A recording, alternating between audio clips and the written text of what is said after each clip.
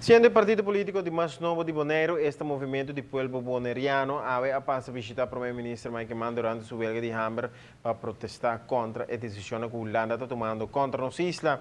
De dos políticos que más votos en Bonaire en la última elección, llega para saludar el líder político de Aruba, que tiene una relación más estrecha y te considera un ejemplo de cómo para andar en reino holandés con otro. Y no por acaba de comprender con la relación por daña de forma aquí. Permite que nós estamos numa cruzada sumamente importante e segura. Mike Mann com hobby paixão, a cana com visão, mas também a cana com ação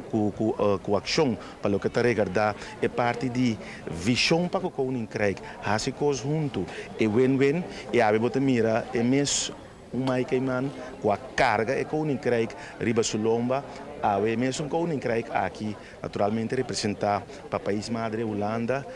Tapi que nós não quer ser junto mais, nós está legbo op, nós está decidir algo para o demo país e querer sair, mas tem solução rápido para quitar impasse aqui sobre nós como Bonaire seguramente como pessoa, vindo riba nosso partido político, a sacar inspiração for de forma de tratar de Mike.